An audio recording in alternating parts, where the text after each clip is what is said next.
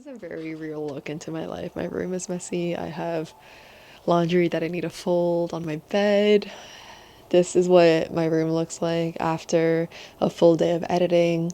And this is what I look like after a full day of editing. And also when I don't know if I like the video that I just spent the whole day on, which is why I'm filming this part because I'm like, does the video need this? Is the video supposed to be this? Consumption is supposed to serve us.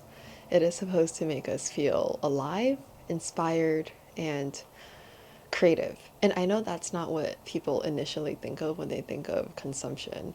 I know a lot of us, our mind kind of goes to that territory of, ooh, let's not go there. That's sticky. That's ugly. I think it is possible for every single one of us, if you have the intention to, where consuming could be really uplifting, really empowering, and add a lot of life force into us.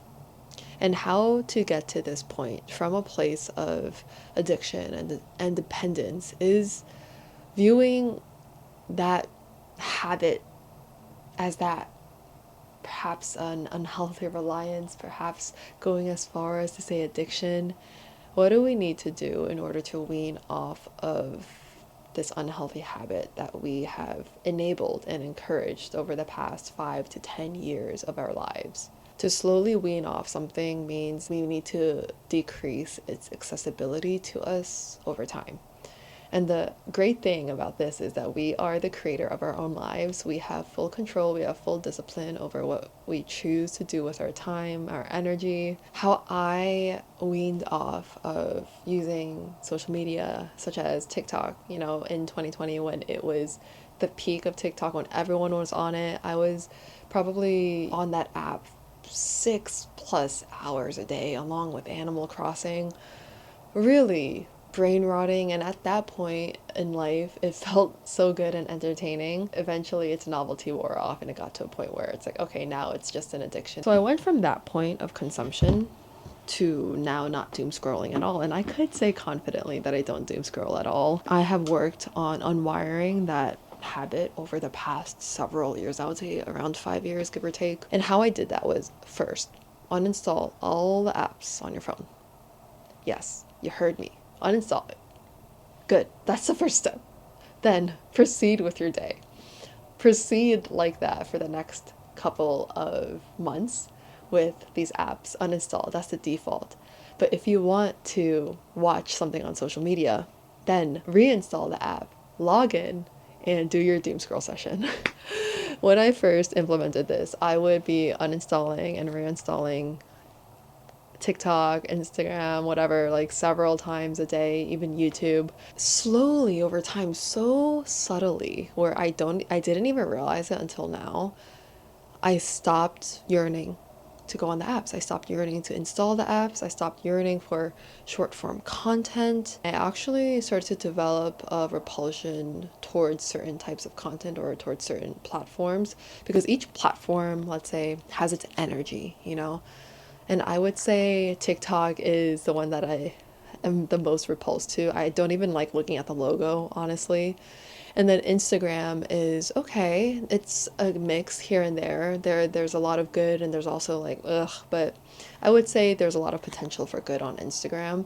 And then YouTube, it really depends on what your personal recommended and homepage looks like.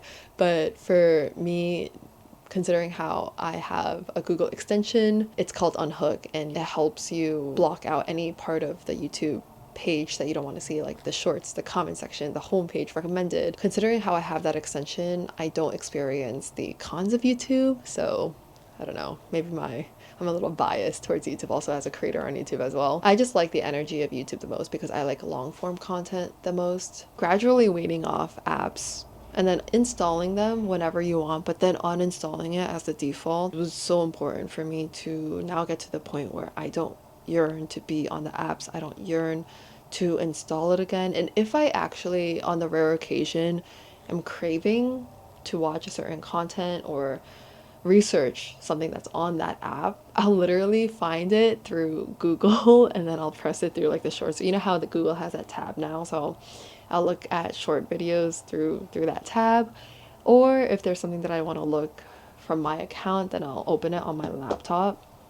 And I just feel like making it less and less accessible, and having that be the norm is the number one step. Even if it takes you 5 to 10 years, just starting this journey today, your future self will 100% thank you. The second thing that I want to recommend is the Google extension that I talked about right before, called Unhook. Please go install that. And I know it's ironic because I'm on YouTube and I'm like, oh, this is what you... I don't want to be successful through the act of milking other people's well-being or a sense of fulfillment and happiness. I want to liberate myself and also liberate you through my sharings. Okay, so now let's actually get into, I guess, like the spiritual part of digital consumption. Digital consumption is today's society of mainstream consumption. And you're like, okay, Whitney, what are you saying? I'm saying back then, our ancestors, they consumed just as much as we did, but they consumed non-digital consumption. They consumed primarily through their senses, right? That was the main thing for them, and they were really connected to that. Actually, no, they were probably overthinkers back then too. Even before electronics and the internet, they were probably overthinkers and people who struggled with mindfulness, but they really were reliant on their senses to survive. So that was their main and first form of consumption. Our ancestors also relied on community, in person, real life conversations with a fellow human, listening and sharing stories around the fire. They had rituals for every season to ensure harvests and healthy family members. So all of this was their form of consumption and also production in a certain sense. And for us, we've lost touch of that, clearly. And now our main form and our literally like our only form other than, I guess, like eating is through digital consumption. And I have an inkling that most of us don't want that to be the case, but it's just kind of like thrown into us, it's thrown into our hands of this is how you should consume, because that's what the majority of people do, and because majority of people are like sheep. I say that respectfully. It was crazy because on the Plum Village app, which is Thich Nhat Hanh's app, there was a Dharma talk clip of Thich Nhat Hanh saying the majority of people are like sheep. And I feel like if Thich Nhat Hanh could say that, then I could respectfully say that too, that the majority of people are like sheep. And that's like the herd mentality and everything exists. So when everyone else is on social media, when so many people are consuming a certain type of content all around us, we think, oh, okay, that's like the main way of consuming for me too, I guess. But did we actually look at all the options and consciously choose, yes, that one, or no, not that one? This is why I respect people who love books and read books all the time, because they have intentionally chosen their method of consumption. They're like, no, I would rather spend 16 hours in bed not moving, reading my fantasy smut book than being on social media. And they have chosen their consumption, which that's empowering, that's truly empowering. Have we chosen our method of consumption, or was it just kind of given to us, thrown onto us? For me, I realized that, yeah, I have been consuming digitally my whole life, but I guess I thought that I was always supposed to watch a certain type of content, like lifestyle content, the major lifestyle YouTubers that everyone knows of. So those are people that, like, of course, you should follow. That's what I was thinking. For music, pop music, billboard music, whatever, radio music, that's one of them. And then, yeah, anything on the charts. But it wasn't until recently that I started to, I guess, really find my niche, my areas of interest. And that's partly because I started to prioritize learning again. I started to figure out what I'm passionate about, which is Ayurveda. I think in the background somewhere behind all the mess, you could see books, and if not, I swear it's there. So much of my consumption these days, my intentional choosing of consumption, is through books. And I literally have a book over there that looks like a textbook. This is so healing for the student part of me. The student part of me that you know, was forced to read textbooks and hated every part of it and didn't actually like learning. And, it's so ironic because school is supposed to be an environment of learning, but if anything, it's just given me, I guess, trauma or this resistance towards learning. So you see this book, it is built like a textbook, but every single page I'm hovering over it like, oh.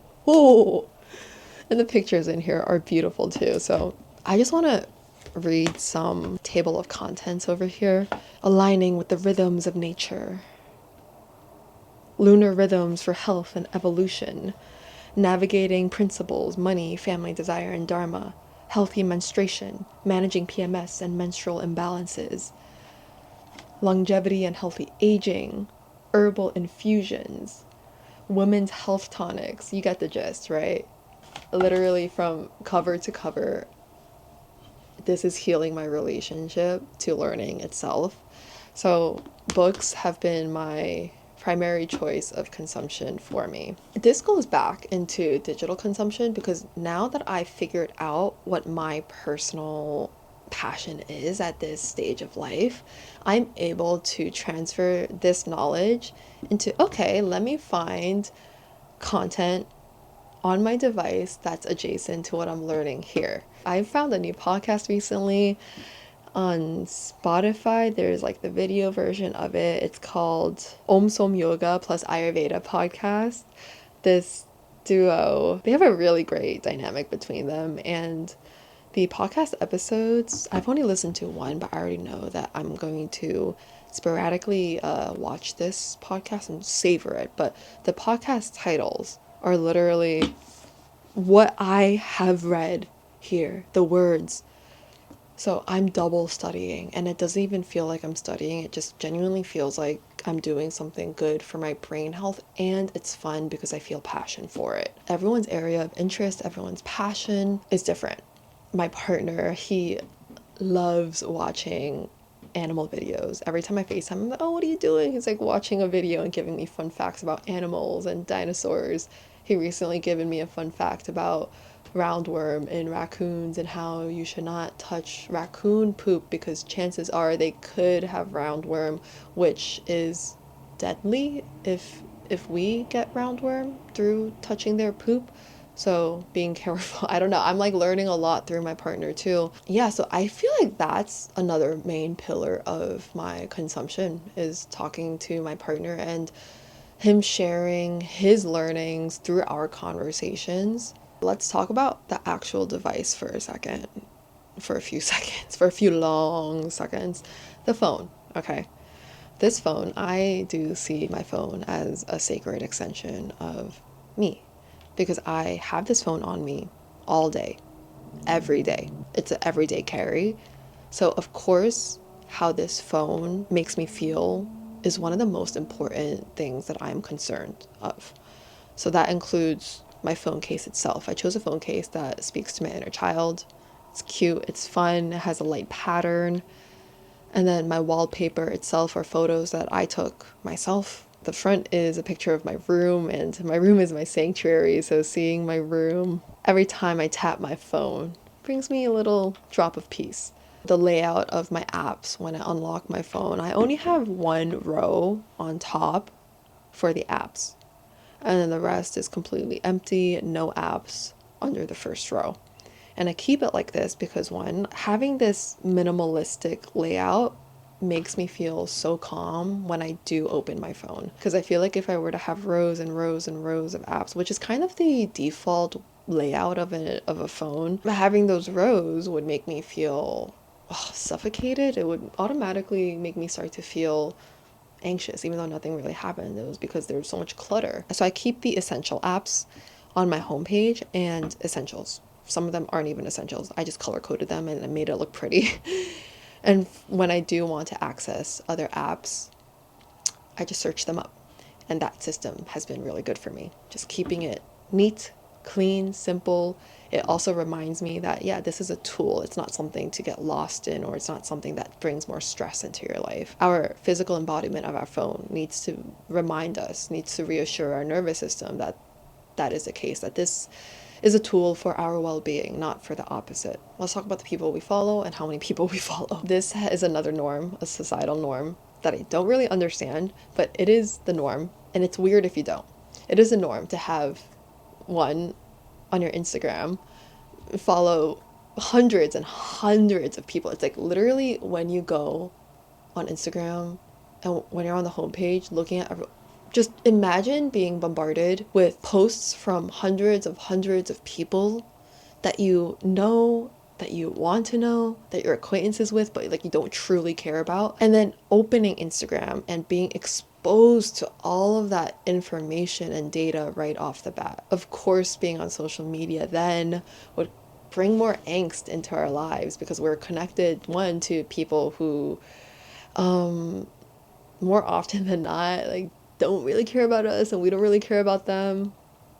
And then two, that's just way too much data for a person to be exposed to on the daily, especially remembering that it's on our phone and our phone is our everyday carry. So we're literally putting all of the information of what these hundreds of people are doing in our back pocket. If we think about it like that, it's wild. So intentionally making our homepage of the people we follow, we're subscribed to, sparse and boring is a great way to dwindle our unintentional time online. This is a challenge that I want to offer to the brave, okay? Right now, look at your subscriptions or your followers and unfollow or unsubscribe to half of them. Because I guarantee you that there's at least 50% of the pages that you follow that you don't really resonate with anymore, but you're just following it because it's comfortable, it's familiar, or it's just there and you don't even pay much attention to it. 50%. I challenge you. It should be an easy challenge to unsubscribe or unfollow. I have 5 people I'm subscribed to on my YouTube. I keep my YouTube page so boring because I think I do that as a reminder to myself of, oh yeah, I don't really want to spend a lot of time on YouTube as a form of entertainment. I like to be on YouTube as a form of inspiration. So there are a few channels that I am subscribed to where I am really inspired by their way of filming and editing and creating, and also their lifestyle too. But the lifestyle part, it's not as important. It's more so the storytelling for me that I want to learn from. So I keep it sparse, I keep it boring intentionally. The places where I do find entertainment now, and learning is entertainment now for me too, so keep that in mind. The main one is Netflix, probably. I love watching a good film, a good movie, a good TV show where there's character development, a solid plot, where it makes me think about myself, my life, my relationship with family and friends. The show reminds me of what's really important in my life, and I feel like those long form content like shows or movies are really good at getting you to feel the deeper stuff. I've also been really impressed with Spotify these days. I've primarily used Spotify for audiobooks and music, but I realized that actually Spotify is a great platform to watch videos to learn, because now there's podcasts that have videos attached to it. Most of these videos that I come across, they're very informational and they're streamlined, simple, not flashy or attention grabby or clickbaity. It's so healing to see video after video on Spotify be simple, you know what I mean? They're not trying to milk our attention and they're not trying to I don't know, like rot our brains. It's truly to educate. I want to talk about not relying on content, on online digital consumption as a way to keep our daily routine full. I know to get to that point, there's a lot of weaning that a lot of us have to do, weaning off. The findings for someone who is on that side is that there's a lot about myself that I didn't realize because I was using content to suppress my fears or suppress the anxiety, suppress the nervousness that would come up. You know, when you're on a train and you want to like block out the noise, or you're in some place where you don't really resonate with the stimulus and you want to block it out, like the gym. The gym is a good example. I would religiously listen to a podcast or listen to music at the gym. And at first I thought, I was like, yeah, I want to block everything out. But no, it was because I felt insecure about myself, or I needed to get lost in another world in order to feel, I guess, safe enough to continue working out at the gym, to distract me from my own self judgment, I guess. I have been practicing going to the gym without music, without AirPods. I just listened to whatever music they were playing. And a crazy thing happened. Literally the craziest thing happened. I don't need music anymore. I noticed that I prefer not to wear AirPods or listen to music or a podcast anymore when I work out. Unless if the gym music is bad, then yeah. For me, my gym has fine, okay music, so I don't really think about it. Another amazing thing that happened was I started to get really confident at the gym, and not in a confident, like loud way, but in a way where I don't need music to do my workout. That is true confidence right there. I know some people it won't apply, because I know a lot of us, we listen to music to hype ourselves up.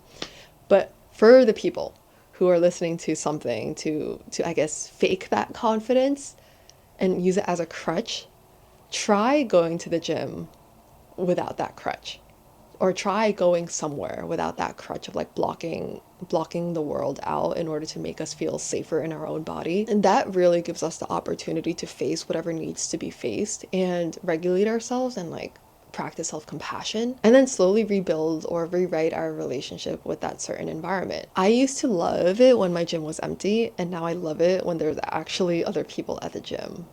I loved it in the past. I preferred that it was empty because I cared about how they perceived me, about how they perceived my form and stuff. And now I 100% prefer if there's other people at the gym, because I feed off of their energy too, of the working out. And oftentimes at my gym, I'm the only girl, or I'm one of the few girls. It's rare for me to see another girl at the gym. So noticing that shift of me feeling kind of unsafe around men and like boys, to now feeling safe enough to not rely on something in my ear, and also preferring their presence there, because their energy, their life force of working out, and them being passionate about that, also fuels me to get a pump too. Another area where this applies was driving. I'm a relatively new driver. I've been driving for 2 to 3 years. That's pretty new, right? I realized, I guess the other week, that I would always feel my jaw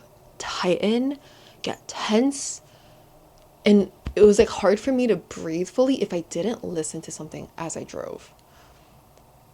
And that's when I realized, oh my God, I don't know how to actually regulate my nervous system when I'm driving, because I'm constantly on edge.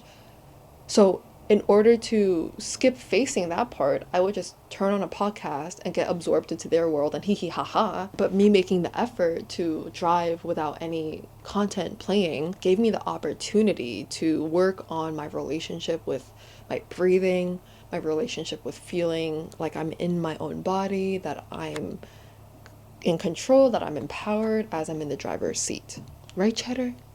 He's looking at me. He's like, yes, meow. There are probably infinite variations of how we use content to suppress our fears, avoid ourselves, our needs. Content is great. Digital consumption is great when used with intention, but when it's being used to avoid ourselves, that's planting seeds for an unhealthy relationship that'll continue to get watered for a lifetime until we dig that up and plant new seeds. I hope this video served as a little bit of a guiding sign to where we could go with the digital consumption world and our own personal habits. How can we be connected in this world while also prioritizing our well-being and our ability to feel safe and strong in our own body? It is possible, and it's also not about the destination. It's about the journey and of how rewarding it is to be able to recognize our own needs and to have the respect and love for ourselves enough to the point where we're changing our habits, where we're changing what has been ingrained in us for decades. That is self-love. That is true self-love. The willingness to question ourselves and to change is true self-love. And that's like, yeah, best friend stuff right there. Oh, here's another thing. I think a lot of us, when we consume digitally, it could be to feel like we're in community with some group or some niche. And sometimes at a certain point in our life, that's really the only thing that we have access to. I mean, depends on perspective, right? But it could be. But most of the times, we're also using that as a crutch for community. And that feeling of loneliness is so important because it propels us to search for community. But if we're feeling lonely and we're trying to dispel that loneliness by searching for community digitally through social media, so like false community, it's not working. And that loneliness only gets bigger and bigger and bigger. So wherever you are, whether you're in just a small town or a big metropolitan city, there is a community out there. It's just a matter of, are you thoroughly researching? Are you thoroughly researching?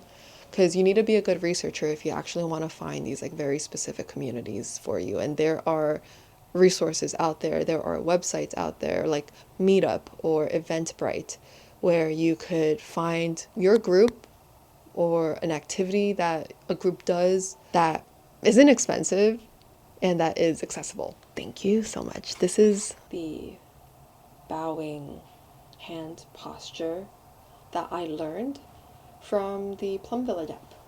Oh, I guess that's like another recommendation that I want to make before I end this video. But the Plum Village app is such a good free meditation app where there's timers, there's guided meditations, there's Dharma talks, and they even have like a shorts section of the shorts video that they made on videos of mindfulness. So yeah, sometimes when I'm waiting for my car to warm up and I'm like, wow, I really want to watch a shorts video, I'll go on the Plum Village app and I'll watch a shorts on meditation or Dharma or pranayama. It's great. I wonder if me talking is preventing him from falling asleep, and I try not to say his name because then he's like, talking about me. He knows, but let me discreetly, it's not going to be discreet, he knows. Let me try to move the camera so you could see both of us. Yeah. Thank you so much for being here, and I hope that you guys have gained something from this video. I hope I don't look tired, but I hope my eyes aren't doing that thing when they're tired. It's like